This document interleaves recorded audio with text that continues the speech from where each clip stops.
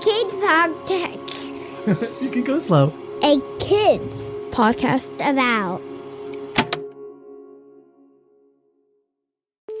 Hi, grown-ups. Mental wellness begins early. A Kids Co. has curated a range of audio, video, and book resources for the kids in your life, for whatever journey they're on.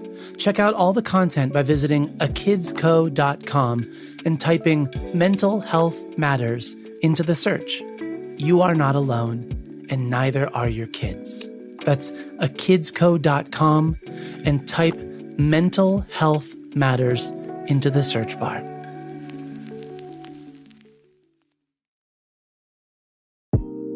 What is immigration? Immigration refers to moving from one place to another. In this case, immigration is moving to a new country from the country you were born in.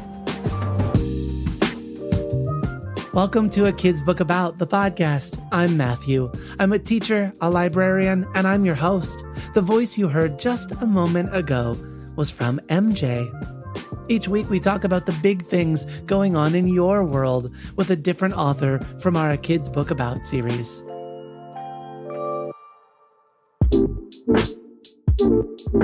Hi everyone, my name is MJ Calderon. I'm a Mexican-born, Portland-raised trans man. I like to consider myself a poet. Writing is the best artistic skill I have. I am very in tune with the universe and I try my best day to day to be the best human I can be. I am the author of a kid's book about immigration. I was brought here to the U.S. as a child by my single hardworking mother of four. I am an immigrant. Hello, podcast listeners. This podcast is listened to by kids and families all over the globe and on every continent. We've even had some downloads from Antarctica. I wonder if they're from climate scientists. You come from all over the world, but some of you started your life in one country and later immigrated to another country. I love that. And I hope that you feel like today's episode captures your experience in some small way. Oh, yes. There's people constantly moving to different countries. Not just to the U.S. There's even U.S. citizens that move to a different country and settle there. We'll talk in a moment about reasons why individuals or families might leave their home country. But I want to first acknowledge a country's government in this process. The government of the country that a person or family is trying to enter follows a process to classify each incoming person based on the reason they left their home country. Different statuses are given different rights or protections. An immigrant is someone that moves to a new country and settles there legally or illegally. A refugee is a person that is running away from danger and follows a procedure to be allowed into a different country. But itself, most undocumented immigrants are also running away from different sources of danger, which is interesting because the laws currently in place don't consider every reason enough to be a refugee. Refugee status is granted to those fleeing a recognized conflict in another country. But as MJ shared, not every conflict or circumstance qualifies for the person to be seen as a refugee in the eyes of the law. It's complicated why people leave their home country. It's also very personal. Yeah, there's many different reasons to why people leave their home country. It all really depends where in the world they live, their living situation, social class, their family, or their environment in general. But some of the most common reasons are the lack of basic human needs like food, healthcare, proper education, the lack of opportunities their home countries have to offer. And of course, mentioning it again, that some of the biggest reasons are running away from crime. If you are a listener in the United States, and if you and your family have always lived in the United States, you may notice new families immigrating to our country and to your state and to your city and maybe even to your school, and this experience might be unfamiliar to you. But there are also U.S. citizens who immigrate to other countries. I'm sure this isn't surprising, but I felt like it was important to acknowledge that immigration is something that happens all over the world and in every country. But as you just learned, not everyone who moves to your country is an immigrant. People relocate their families for many different reasons. And to be honest, it's not really our business to know why or how someone or someone's family came to our country. As I said, it's personal. If they choose to share with us, we bear the responsibility of their trust that we will take good care of them and of their story. MJ shared his story with us. He trusted us with this story. So as you listen, bear that in mind. It's a privilege and an honor that he shared. Here's MJ. It's a really interesting question, because I've recently asked myself and my community, why do people not talk about their journey to the US when crossing the border? For example, to start with myself, I think that the journey is usually hard to digest, and even more for children. But I'll share with you guys a little bit. It took me and my little brother 2 weeks to arrive to Oregon and finally be reunited with my mother after many years. On our way here, we were taken to different houses with different people. And unfortunately, most of the people that we encountered were really unkind to us. And to think now that we were children then, I remember riding in different cars. We even ride in trunks on the floor of the cars. We weren't really allowed to pick our heads up. We actually, as children, understood that we were being smuggled in this country. It wasn't very safe. It's not a safe trip for anyone, but specifically for children. I remember clearly that we ran into another set of siblings, much younger than us. That the little boy was crying, and his sister was trying to pamper him. It was really a really emotional, I think, to see. So later on, we were told that the little boy was crying because they knew that they were being separated. They weren't continuing the trip together. I remember mom calling me and letting me know that she had paid enough money to the person smuggling us to allow us to continue the journey together. And I see that now. I understand why most people don't speak about their journey for a couple of reasons. From personal experience, I've learned that people who don't understand this process, the people unfamiliar with the idea of immigration, hear my story. They don't care about the hardship. They focus on the fact that we're here illegally. And secondly, on top of it all, there's the lack of validation. Talking about our journey is relieving trauma and emotional damage. I think that is a door every immigrant isn't usually ready to open. We're usually told, be thankful you made it here. Like if your story ends at the other side of the border. And it's hard for me to talk about. It makes me sad to remember all the details. To repeat, quote, talking about our journey is reliving trauma and emotional damage. I think that is a door that every immigrant isn't usually ready to open, end quote. I was moved by MJ's story when he first shared it with me, and I'm moved again now. I think about all the kids I've taught who were immigrants to the United States. I think about their families. I think about the hundreds of decisions that led them from where they were to where they ended up, and that where they ended up was in small part with me. And that makes me feel big emotions as well, for how I welcome them, for how I honor their story, for how I offer support to them. So listeners, how does thinking about immigration, or even just thinking about MJ's story, make you feel? It makes me feel quite sad, because I feel like it's hard for those people to have to flee or move from another country or state to another place. And then most of the time they get rejected from the place they're trying to go to, which just makes me sad. I feel like being an immigrant makes me feel a little vulnerable in a way. It makes me feel like no matter how hard I try, like I don't belong. It's a really interesting question because, and then again, let me find the right words to more clearly explain. There's many aspects of my life where it comes up the fact that I'm not able to do as many things as other people. It's hard to explain how it makes me feel. I remember asking people around when I was writing down the answers, and there was many different answers. One of them is, "Oh, I actually don't like to think about it." And then there's other people that have so much to say that I can go on and on and on about the feeling of being an immigrant in this country. The truth is, I don't think you ever stop being an immigrant. I've seen it a lot.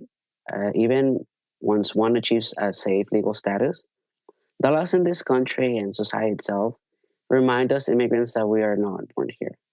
For example, Oregon recently approved licenses for everyone living in the state, regardless of their legal status. But the licenses for immigrants aren't real IDs, they're marked. So it's a reminder for the world to know that there's a difference between US citizens and undocumented immigrants. I think that it really depends on, like you said, the person. I think everyone I've run into, no matter of their legal status, if they got the opportunity to fix it, they always remember who they are. Again, being an immigrant is not for us is not just an obstacle. It's a reminder of our roots and the community we represent. So we do take pride being an immigrant. There's nothing wrong, but I don't think that anyone ever stops being an immigrant, regardless of their legal status. You know.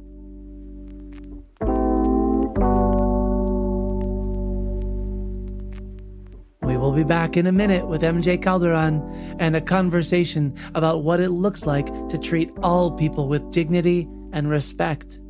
All of that right after this quick break.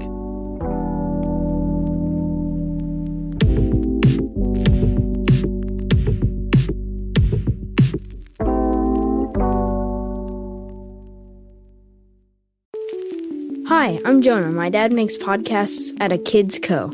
Looking for an ad-free podcast experience? Find our shows on Apple Podcasts and then click on subscription. You get ad-free listening, access to episodes before anyone else, and you can listen to exclusive bonus episodes and podcasts like our A Kid's Mindful Moment, a collection of meditations made for kids at home or in school. Plus, your first 3 days of listening are absolutely free. Just visit any of our A Kids Podcast About shows on Apple Podcasts and click the Try Free Subscription button. Happy listening!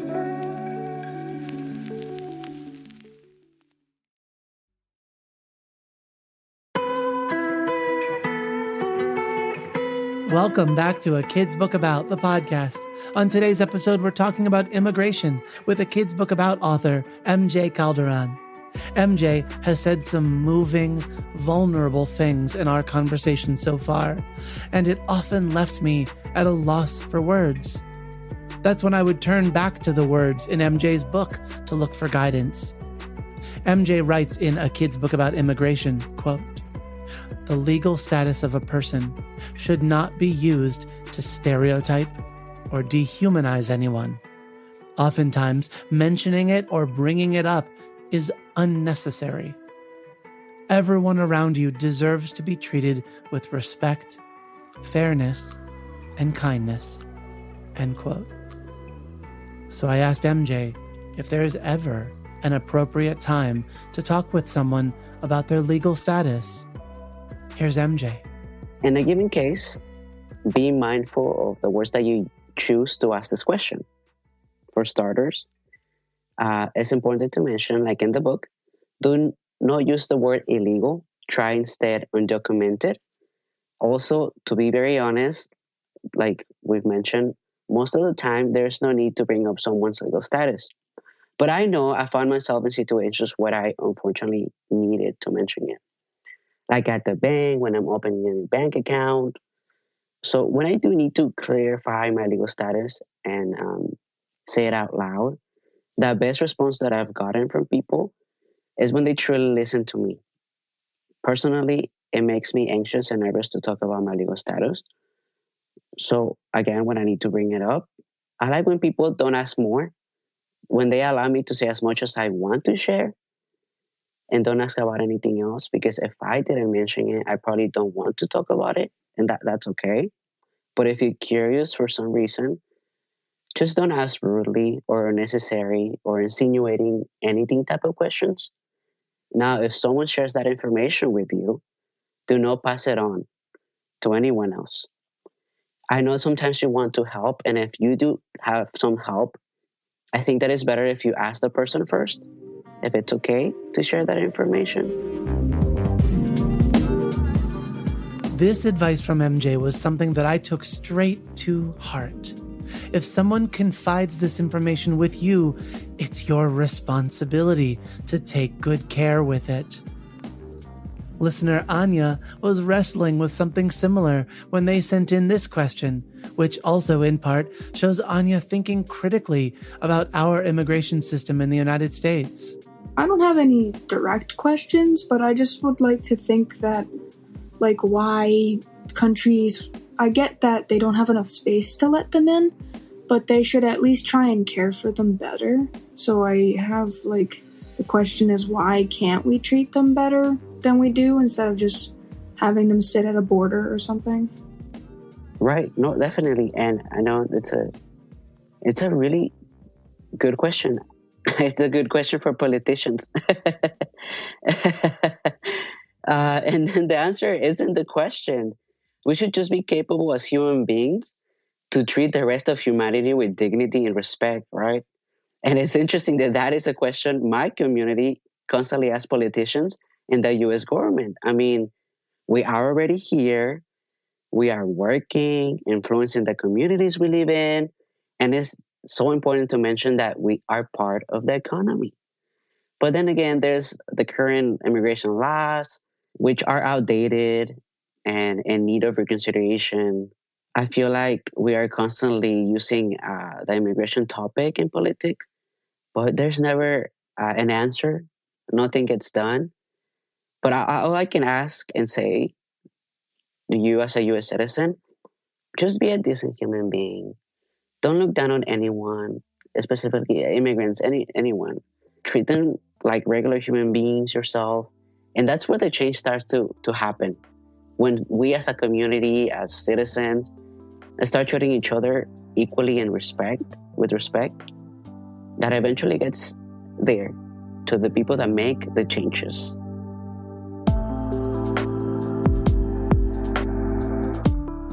Immigration is a topic that divides our country here in the United States.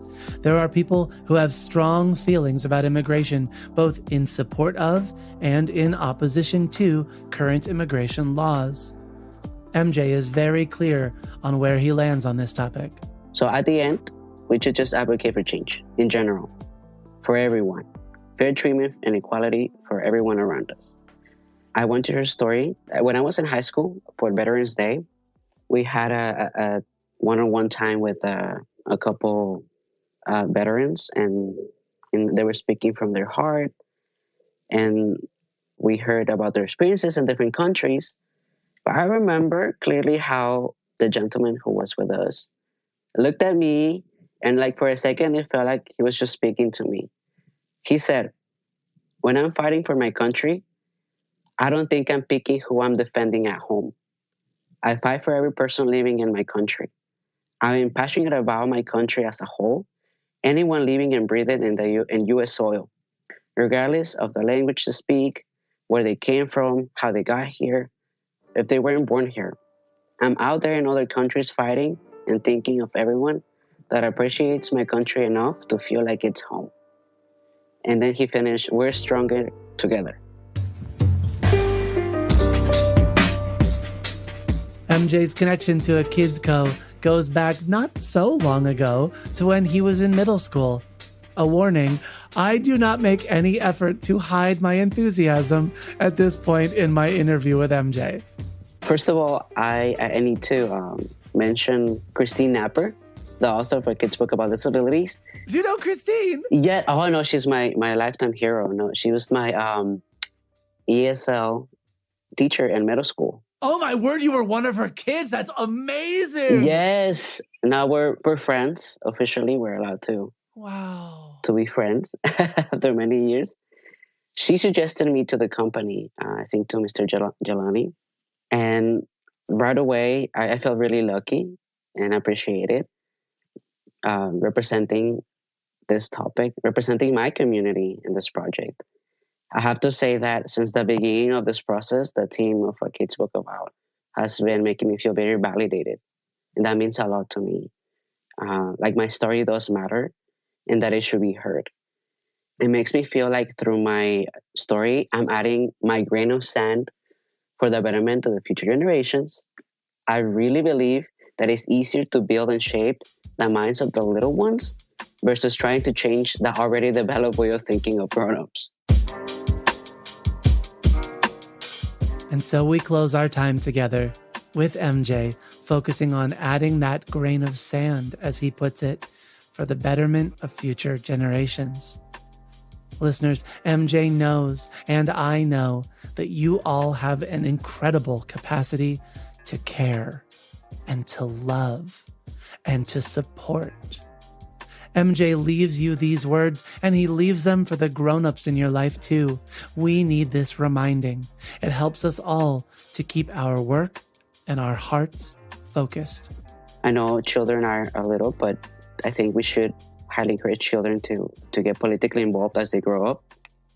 Take a look at the current immigration laws in place. Do your own research, obviously to encourage future politic change. Understand, like just everyone else, when you show respect towards people, that encourages my community to believe in themselves, and then they ask for respect themselves. It's like planting positive seeds in my community. I've seen it in my mom.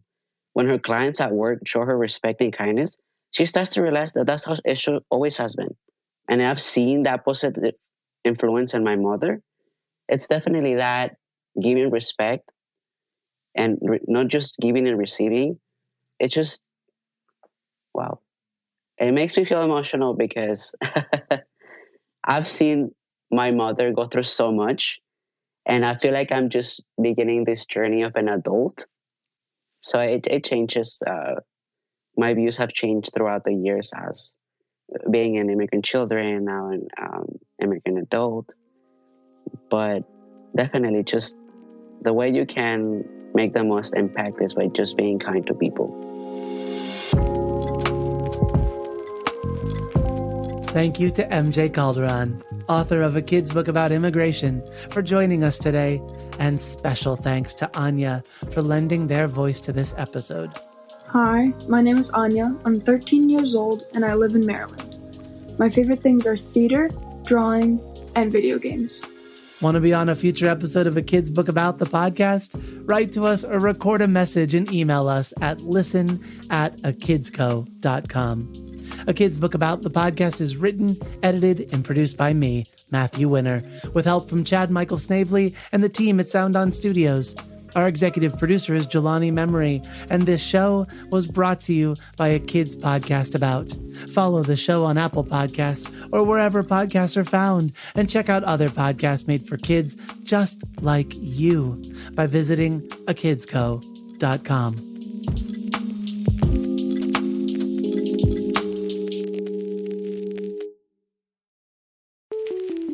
Thank you so much for listening to this show. Now let's help it grow. We love to hear what you think, and your feedback will help this show reach more listeners. Rate and review this show on Apple Podcasts or wherever you listen to podcasts.